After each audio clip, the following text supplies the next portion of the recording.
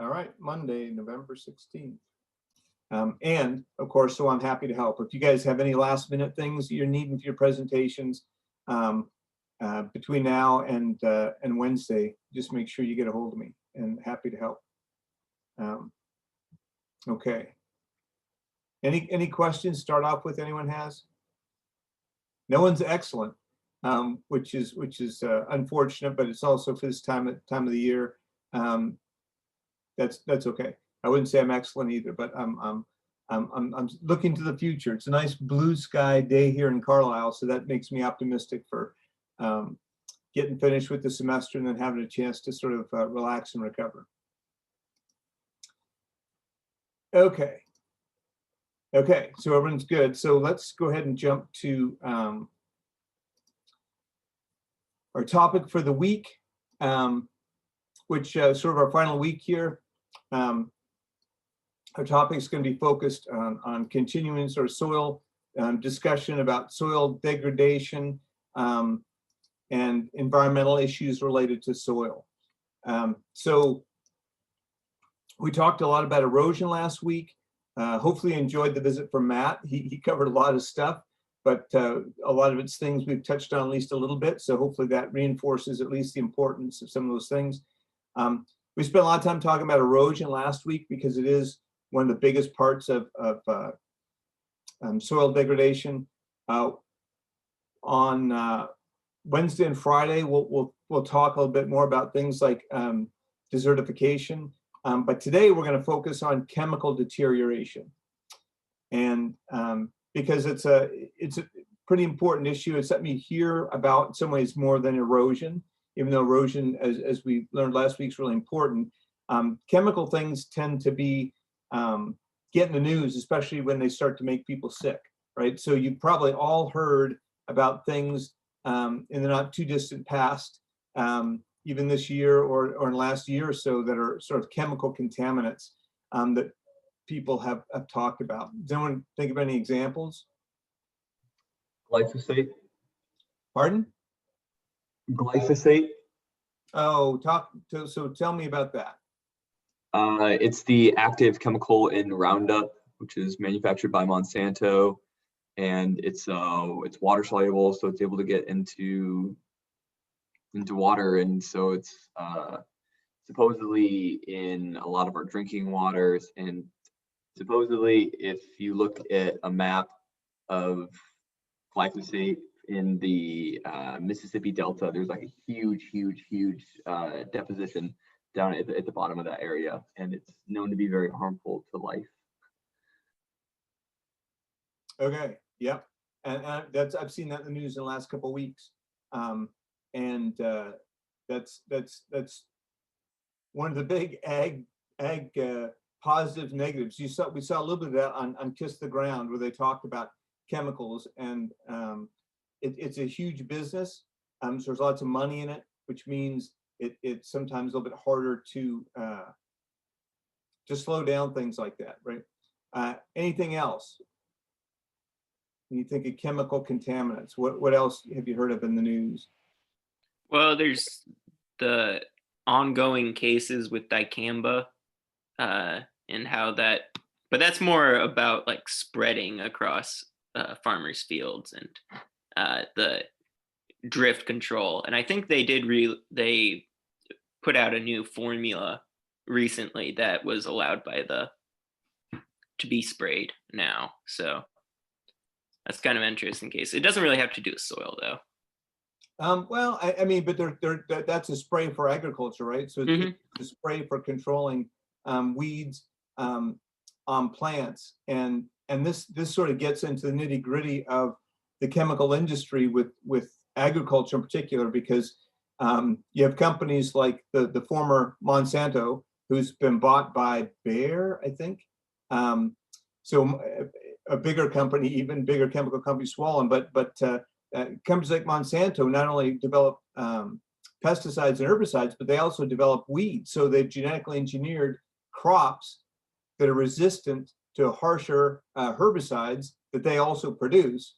But the problem is then if you don't buy the seeds from Monsanto and your neighbor does, and your neighbor sprays harsher chemicals on their field, their crops have been genetically engineered to be resistant to those things. And if you haven't bought the same seeds, your crops haven't. And so if there is, as Odin's talking about, there's drift, then your crops get killed by the herbicides because you haven't bought Monsanto seeds. And so, I mean, it's a tricky issue, right? I mean, we need to develop plants. There's some good things about developing plants that are resistant to certain things. Although on the other hand, as we saw with Kiss the Ground last week, potentially if you just do a good job of managing your farm, and you have to be active. I mean, you saw the intensive grazing, you saw sometimes, weeding treatments are more intensive if you're not going to just spray a chemical that kills everything. But in the end, you can eliminate or you can really reduce a lot of what you need if you just keep your soil healthy. The other one I was thinking of is that it's been in the news a lot still is things that happen in places like Flint, Michigan, where there's been contamination in the water. There it's probably more through pipes, but a lot of the chemicals that get sprayed on soils for agriculture, and not even just for agriculture, sometimes it's for controlling pests and forests and other things. A lot of those chemicals are water soluble, and they end up in they can end up in water systems for towns, etc. So in large way, soil is critical to life, and so a lot of things we do to keep being able to use soil can cause other sorts of problems. And so we're going to talk about that a little bit today. And there's a couple of different ways we can get chemical deterioration. Some is from intentional input. So both what Ben and Odin were talking about, I mean, those are intentional chemicals that are being sprayed on plants to control weeds, to control pests. So that's kind of an intentional input. There are also things that are somewhat less intentional, or at least less direct. And we'll talk about both of those briefly. So this shows you a little bit about how chemicals in our daily lives have changed. And this corresponds basically to my lifetime. I was born in 1967. So a lot of you are not born until the 90s. And so you were born at a time when we've actually decreased a little bit some of our uses of some of these chemicals. But this is just a timeline on both these graphs on the y-axis. For this first graph, this is the kilograms of active ingredients in pesticides, and these are in units of millions of kilograms. This is for the United States. And you can really see that in the early 1960s through almost the early 1980s, there was a steady increase in the millions of pounds of active ingredients in pesticides, not just pesticides, but fungicides, insecticides, herbicides that were sprayed in the United States and that were used in the United States. And after a peak around 1980, things leveled out and to some degree decreased. A couple of things that go with that. On the graph on the right here, we've got two y-axes. The first y-axis on the left is either it's a toxicity index and an application rate. So there are three different curves here. The blue curve is the rate of application of pesticides. The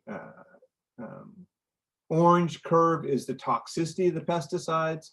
And then there's a separate scale here for persistence, which is this green curve, which is persistence is something about what fraction of the material that's sprayed is remaining after, has a half-life of greater than 60 days. So a half-life means if you sprayed chemicals on day one, after 60 days, if half of that chemical has been biodegraded, that would be what the half-life is.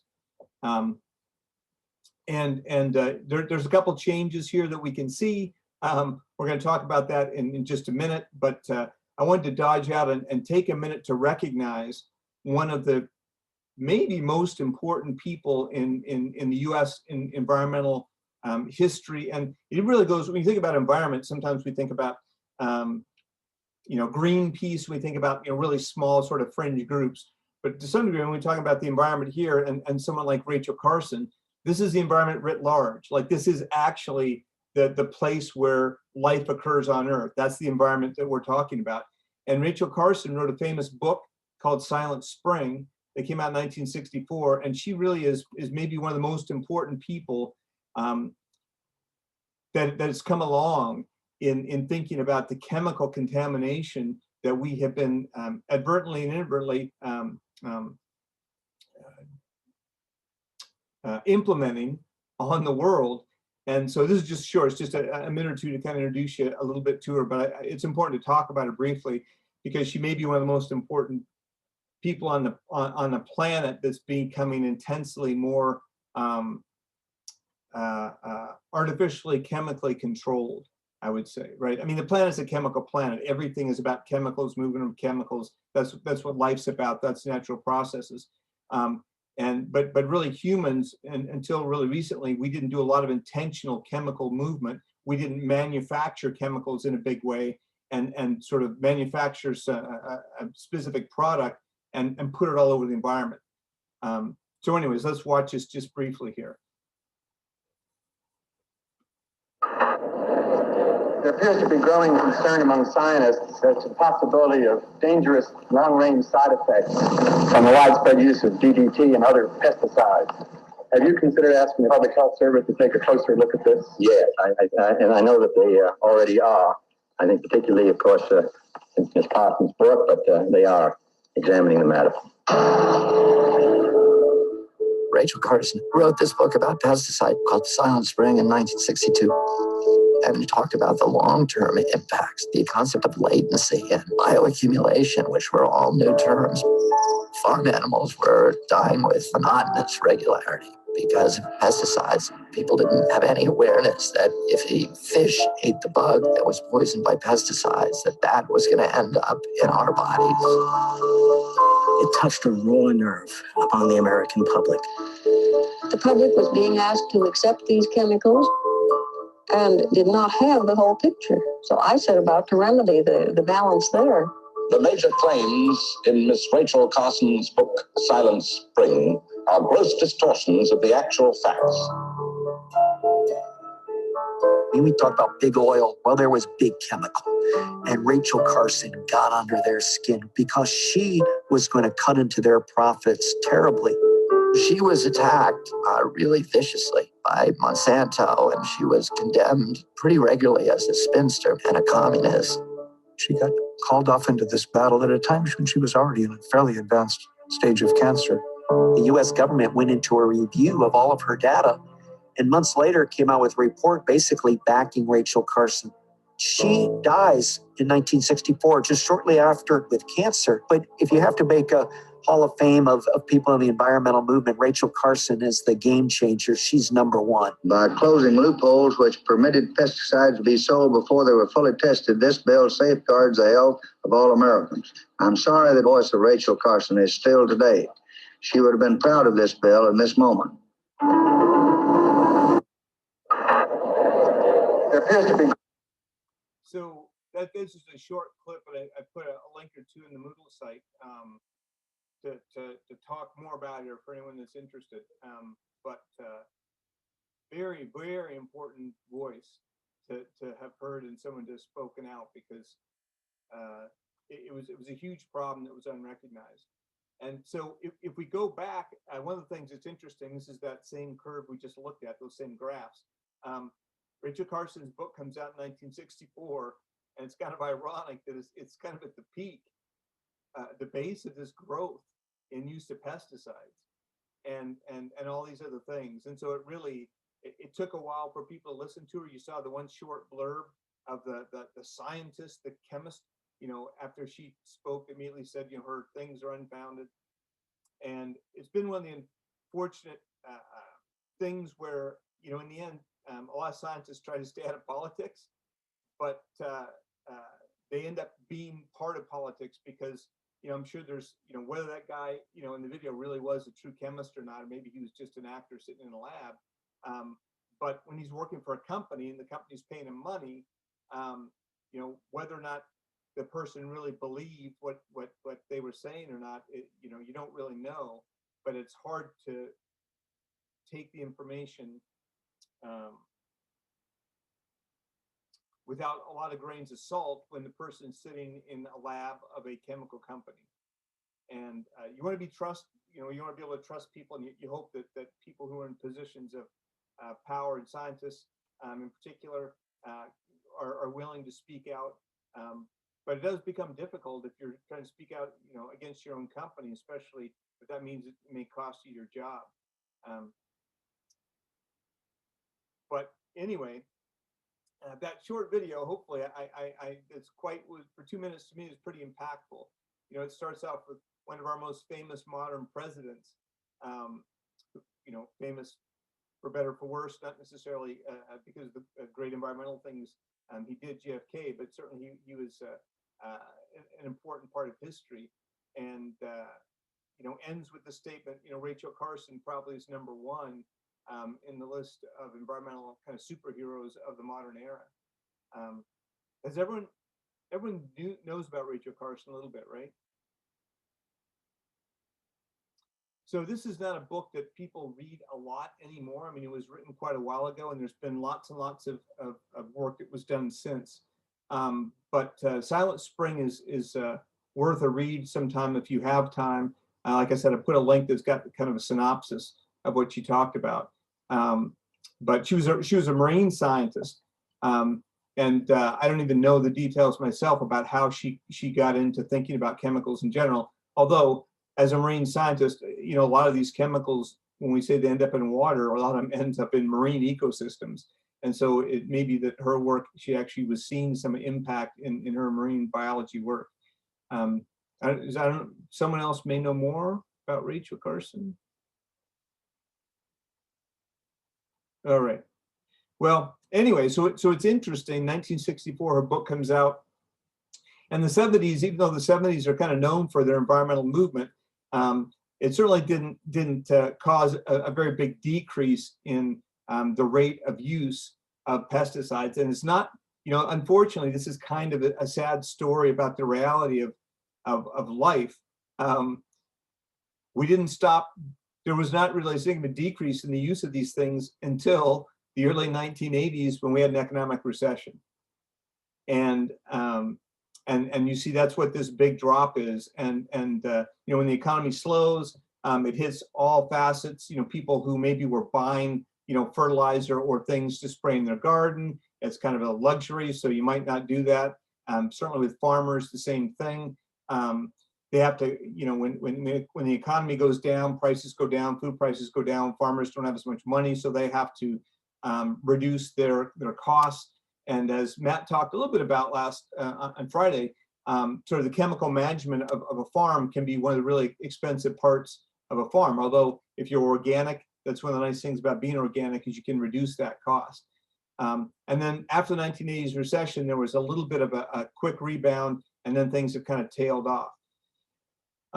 There were some other changes, though, that did come about almost directly from Rachel Carson. And if we go back to the graph on the right, one of the big things that happened is DDT was largely discontinued. And that's almost directly a result of her book and what she determined. And so the toxicity, even though the rate of use of pesticides and other things didn't drop, the toxicity did drop quite a bit going to the 1970s. So we started inventing chemicals that were apparently less toxic. And so that's sort of some of the good news about this is the predicted toxicity levels of a lot of these things that we still use today went down. So hopefully that was a good part of Rachel Carson's work. One of the problems with chemical impacts on soils is they don't have necessarily always really predictable consequences. So this is an example of another example that shows the change in ecology from application of an insecticide. And this particular insecticide had a very dramatic increase, or more dramatic increase in this case, on a predatory species, which in this case are mites, and the mites feed on the springtails. And so the insecticide that was applied in this case had a much bigger impact, negative impact on this predatory species.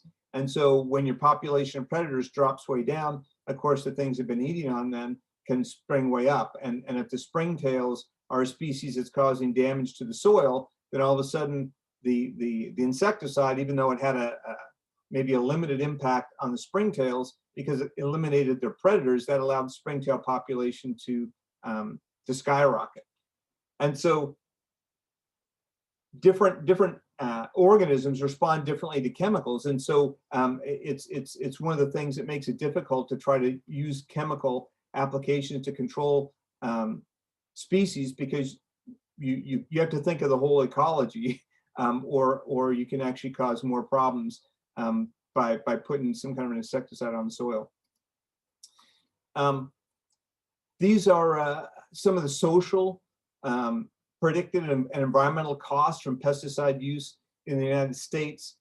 This is adjusted to 2015 dollars, but you can see there's lots and lots of financial impacts of pesticides as well. The costs are listed over here, and these are in millions of dollars. So the public health impact is estimated at $1.5 billion. You have domestic animal deaths and contamination. As we apply pesticides, one of the problems is small organisms tend to reproduce relatively quickly. And so if you spray a pesticide on something that kills 90% of the bugs of a certain type, those 10% are the only bugs that then reproduce. And if they survive because they had some slight genetic difference that allowed them to survive, then all of their offspring now are resistant to the chemical you sprayed. Or maybe, first generation is a little bit more resistant, but as you keep applying that pesticide, the only thing that's going to survive are the things that are resistant. And so after a while, you develop a population of bugs that are resistant, and all of that type of bug becomes resistant, then you have to develop a new chemical. And so that actually can also have a cost associated with it, because then you have to develop more chemicals, and or you have bug damage from the bugs you were initially spraying for because they become resistant. So, for this 1 year, 2015, it was estimated that about $13 billion in annual costs to the economy from pesticide use in the United States. Our economy is in the trillions of dollars, so this isn't, like 10% of the economy, but it's still a significant amount of money. And a lot of these costs aren't being paid by the government. They're being paid by, at least not the federal government, and they're probably not being paid by the people that are applying the pesticides, because a lot of these are subsidiary things that aren't necessarily on the farms where the pesticides are being applied. Persistence in the soil is also a problem, especially with a lot of these compounds. They don't just go away after a year. And some of the worst things like chlorinated hydrocarbon insecticides like DDT, PCBs are another sort of famous chemical. These things can stay in the soil for a decade or more. And so they don't degrade really quickly, certainly not unless they're treated. And some of the treatments can be pretty expensive. And in fact, that's kind of unfortunate connection between time and cost, is if you want to get something done quickly, it's expensive. So when there is some sort of a problem, when we've overused chemicals, or there's some sort of a point source of contamination, it turns out that there are a lot of ways that have been developed to remediate contamination in soils, and some are actually natural. There's so many bacteria that live in the soil that almost anything that can be used for chemical energy, there's some organism that'll figure out how to do it. But it may be relatively slow, especially if the chemical has killed off a large population, or a large percentage of the population. And so as we go from perfectly natural breakdown of chemicals, which can take a long time but doesn't necessarily cost anything, up to the most extreme treatment, which is basically you dig all the soil up and you haul it away. And then you either treat it chemically, you can wash it, but then you're basically just diluting the chemicals. Sometimes they'll burn or incinerate soils because some of the, especially organic compounds, will break down at high temperatures. And this is actually something we've done at Dickinson. The Kaufman building, when we first bought it, we bought it from a company called Reeves Hoffman, and for probably 50 years, the building had been used to develop and design ways to grow crystals. Kind of appropriate for our science department to be there. But people were making artificial minerals, and the problem is a lot of that involved chemicals that are relatively toxic. And so we bought the building relatively cheaply, considering where the real estate was. But part of the reason we got it at a relatively low cost for a relatively large building right next to campus is there was going to be lots of environmental costs. So we've spent something in the realm of $3 million to clean up the brownfield site at Kaufman. And some of that actually involved digging out some of the worst contaminated soils and hauling them down to a place in Maryland where they were treated to be decontaminated. And so that's really expensive when you have to load thousands of tons of dirt on trucks and haul them to a special facility.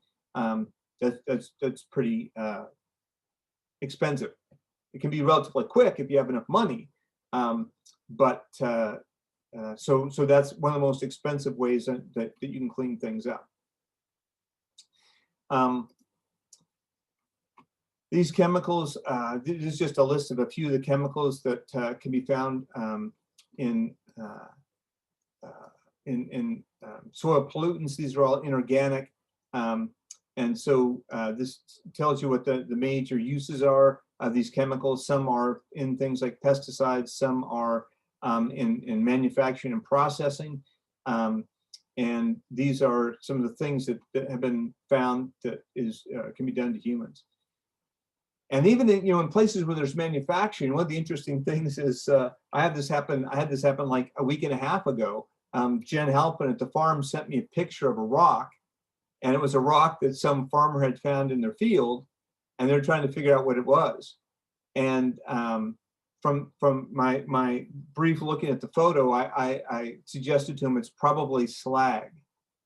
And so one of the things that doesn't happen as much today, but certainly when we were in our sort of heyday manufacturing, there were lots of byproducts of industrial processes, and they needed to be moved off site. And the further you move them off site, the more expensive it is. But you can only store so much stuff on a site, especially if it's in town. And so I don't know if they paid farmers to do this, but in the Carlisle area, sort of writ large, you find all sorts of these weird sort of green, glassy looking rocks. They almost look like it's some kind of a volcanic rock, or people think it's like a meteorite. And a lot of that material is actually slag material from some of the industrial businesses that we've had in the Carlisle area that apparently periodically haul stuff out and is used as fill for on farm fields, or sometimes farmers have, if they do have gully problems from erosion, talked about last week, or if they have sinkholes and they're trying to buy cheap fill. But then these things turn up and they do look not natural. They look weird. And but that's kind of spreading out the contamination from these sites over broader areas. And so this is a big enough problem that there actually is a website that the EPA has. This is the map for Carlisle, and you can see CTS Reeves Hoffman. This is the Kaufman building right there. It used to be CTS Reeves, and it's listed in the registry of brownfield sites. Now, Dickinson has done a good job of cleaning the site up. We actually have an airflow system, so we actually still pump some air out from the soil that's surrounding the building and release it into the atmosphere where it gets diluted pretty quickly, but there's still some vapor from some of the chemicals that were put in the soil. And a lot of that wasn't directly putting things in the soil. It was even, the chemicals would go into a drain, the drain would go into a pipe that was underground, and the pipe leaked, and so the material leached into the soil. And you can see up here, Reeves Hoffman is not the only place in Carlisle that has problems on both these maps. You know, all of these green dots on this map are EPA sites of interest. And Carlisle is not really unique. This is the map for the whole United States that is the broader scale map. I have just zoomed into Carlisle here. So you can see across the United States, anywhere where there's big populations and where there have been big population centers for a number of years, there are lots and lots of these contamination sites. So a lot of these, you know, tend to be centered more around areas where people live, where there are industrial sites. They're not necessarily spread onto farm fields, although certainly there is some dispersal of some of the materials on farm sites. So I put the URL is down here. So if you want to check out your local brownfield sites, there's a way to do it online at this EPA website. And there's small amounts of information available for some of these sites, although the amount of information varies. Okay, so any questions? Why is Wisconsin looking so weird? Oh, that's just when I first went to the website, it was zoomed into Wisconsin. So it's just grayed a little bit because it was selected. So I just zoomed out of the website, and this is just a screen capture. Yeah. Any other questions? Okay, so what are some of the ways that we try to deal with protecting soils writ large? So one of the things you can do, and this gives you a sense of how soil science is applied, although you can get a sense that this could be kind of expensive. This is an example of a construction site, and they essentially artificially reconstructed the soil. So they've added a layer that's got lots of clay, which is a modified B layer, this apostrophe 3 BW layer. So they dug out the topsoil, laid down some really clay-rich soil. We'll see in a bit, sometimes they'll even put a liner. And the idea is to keep the soil, to keep whatever contamination there is from leaching down into the groundwater, so to the water table and below, because once it gets into the water table, it can spread rapidly a lot more. But you can imagine, you know, reconstructing on top of an area that you'd had to excavate the soil, now going in and reconstructing sort of a artificial soil profile to kind of mimic what we would see in a naturally soiled area. So that's at a micro scale, and at a larger scale, there are lots of systems that have been developed depending on the scale of remediation, and this is maybe at the extreme end. So this is a very much a managed soil remediation site. So we have contaminated soil here that's represented from being, you know, in this industrial site. In this case, they're actually install a system where they're aerating the soil. So they have they put a pressure gradient on pipes that are stuck into the soil to basically suck the air out. And it's not always great, but sort of a basic principle of trying to clean things up is the adage that says dilution is a solution to pollution. So basically, if you can dilute the chemical relatively rapidly, generally the toxicity goes way down. And, you know, ideally, the problem is obviously the toxicity doesn't go to zero. But if you can take gases and get them up into the atmosphere, some of the gases will photodegrade. So in sunlight, the chemicals, the molecules that are dangerous will break down into things that aren't as harmful. And certainly you can lower the concentration. But you can imagine, like, this is a pretty big deal. If you can install pipes, you have to have pumps going to basically remove the air into the atmosphere. And then in this case, they're not just doing that. If you've got a contamination plume, in this case, there are microbes oftentimes in the soil that will break down a lot of chemicals. But if you want to get to the part of the curve where you're not at natural attenuation, which is really, really slow, if you want to speed up the remediation of the site, one way to do that is to speed up biological activity. And so you can actually inject nutrients, the macronutrients that plants but microorganisms also need. So there's a source of nitrogen, there's phosphorus, there's carbon and oxygen, and you can oxygenate and add nutrients to the soil artificially, and that enhances microbial breakdown, sorry. But this is kind of the extreme. You're treating the air, removing the air, and you're also actually adding nutrients so that microbial communities will break things down faster.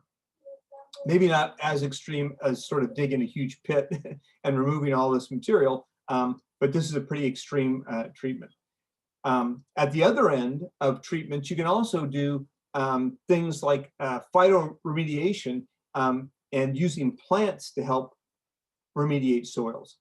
And there are two different ways to do this. One is you literally let the plant suck up the bad stuff, and then you remove the plants.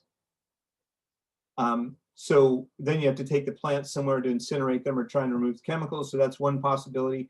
The other possibility is you can let the plants and the root zone of the plants basically become an environment where you let the rhizosphere basically do the remediation for you. And so this is a little bit slower, but basically in this case, the remediation is happening because you are allowing the rhizosphere to break down things like, organic compounds in the soil.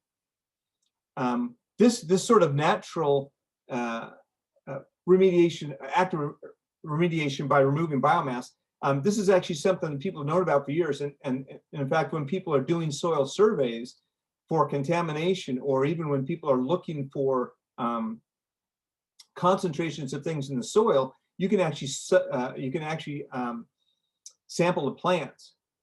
And they even use this when they're doing some sorts of mineral exploration. If you're a plant growing in a place where there's anomalous copper or gold or some other chemical, some other mineral that we need, you can go through and sample plants, and the plants will have slightly higher concentrations of all the things that are in the soil in anomalous concentrations.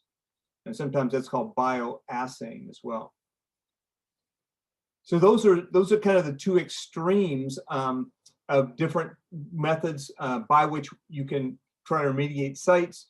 There are natural processes that will break most chemicals down, but they take a lot of time.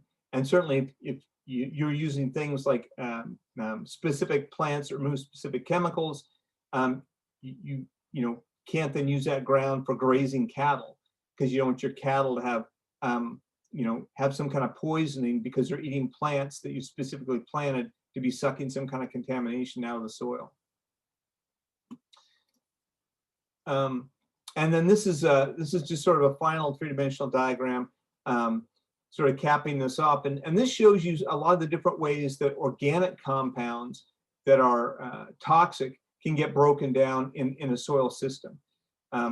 So you can have plants that can act to detoxify soils.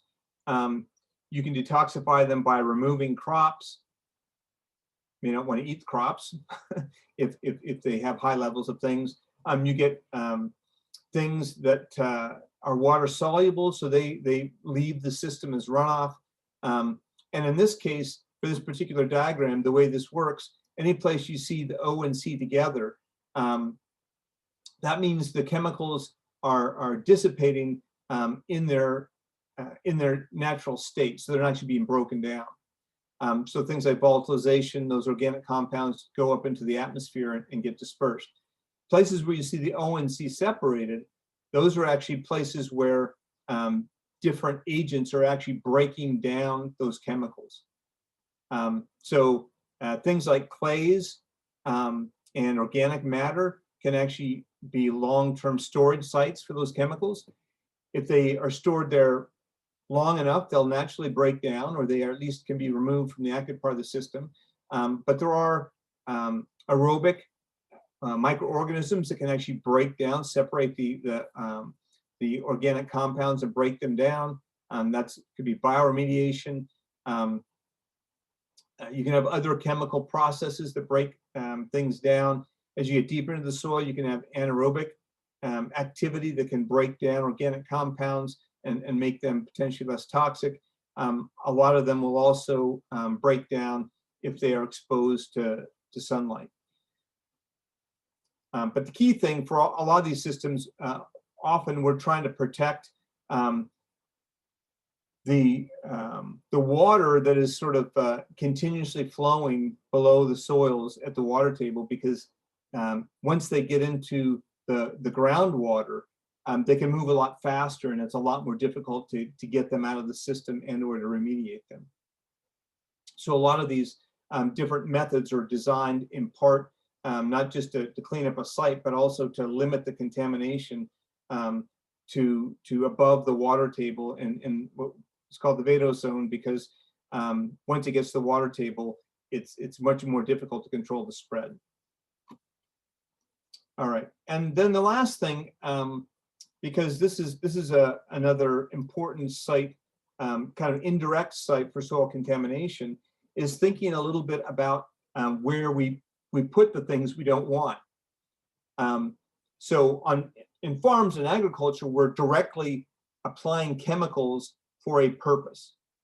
So that's direct contamination of the soil, and for the most part, it's at least partially intentional, although maybe the bad side effects aren't necessarily intentional.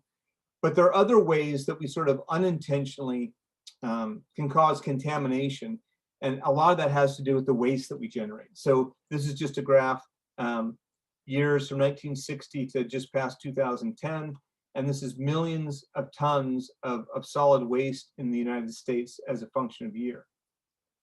And compared to the 60s, we're doing some things better now. There's a lot more recycling. There's a lot more composting, and increasingly there are actually ways that we can extract some energy from things we recycle. On the other hand, the thing that's a little bit maybe not as good is you would think with all of these other ways to take care of waste, that the amount of waste we put in landfills would be going down. But in fact, it's not. Even with all of these other methods now we have to deal with waste, the amount of total waste generated in the United States that goes into landfills is still increasing. Ben, you had a question? No, sorry. My girlfriend just got home. We were chatting about something real quick. Okay. Sorry. I saw your lips moving. I wasn't sure if you just forgot to unmute. Not a big deal. So yeah, so this is, and of course, our population's been going up. So you know, if you look at this per capita, it might not look as bad. But the bottom line is still, we have a lot of material that goes into landfills, and ultimately, unfortunately, for landfills, a lot of times they get put in areas where people don't live, aka areas that used to be used for agriculture. So landfills present a number of problems. One, they use up land, but two, they also can indirectly or directly cause contamination of soils that are off-site. So there's been lots of work done to try to figure out how to remediate problems with landfills and prevent them from contaminating areas outside the bounds of the landfill. Because like I said, a lot of times landfills, if they're not taking up directly agricultural lands, because sometimes they don't smell that great, we don't like to have them around big populations. And so a lot of times we put them out in the countryside anyway, and that means they're surrounded by land that may be used for agriculture.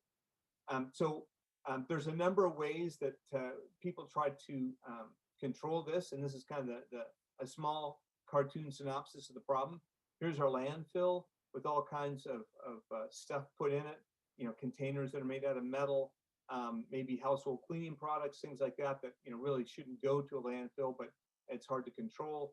If a landfill is not well constructed, it's just a hole dug in the ground basically, then every time there's rain and there are fluids in the landfill, those things get drawn down by gravity into The vadose zone is a zone where the pore space between the grains of sand, silt, and clay is not totally filled with water. So it means, sometimes there's water, sometimes there's not. Sometimes there's air, that's the vadose zone.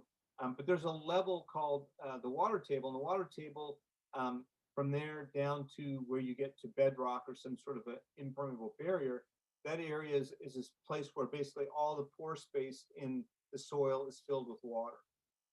And that means that the water is a fluid that can move very easily. And so usually once you're at the water table, you're at the place where you have groundwater, and the groundwater can move. So in this case, you get these wastes that are leaking from the landfill down into the water table, and then they can create a plume of contamination that leaves the site. In this case, these are some people that live out in the country, so they don't have city water, so they have a well. And as they pump water, drinking water, up, and this could also be water that's used for crops, they actually suck water out of the contaminant plume. And so you may be even a few kilometers from a site of contamination, and if the contamination hits the water table, it can still spread a long ways. So there's lots of effort to design different ways, especially at landfills, to try to prevent contamination. Sometimes they're relatively simple. You may mainly have a monitoring well. This is a simple landfill where they cover material every day, but they don't really have any way to keep these fluids from getting into the water table. Very relatively simple system, and relying on contamination to not be very great. On the other hand, on the right here, this is a much more extensively managed landfill site. And so this site is designed to basically be impermeable. So you can see this clay that's been packed around the site. So any fluids that are generated in this waste pile basically get confined to the landfill, and they can't go down into the groundwater. Obviously, you still have to monitor that in case this would crack or something like that. But these much more managed sites are obviously a lot more expensive, but with enough money, you can design a landfill site that actually can prevent long-term and sort of more widespread chemical contamination of groundwater, and ultimately the soils that are kind of off-site. Okay, so that's kind of an overview, day one of chemical contamination of soils. Does anyone have any questions about this? Okay. So Wednesday we'll move on and talk about a couple of the other soil degradation processes.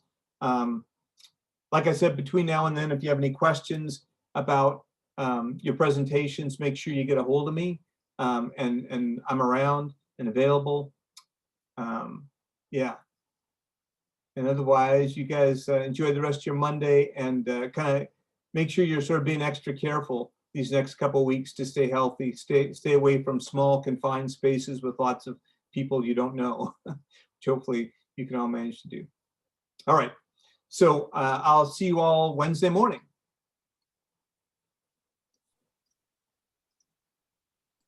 I have a logistical question.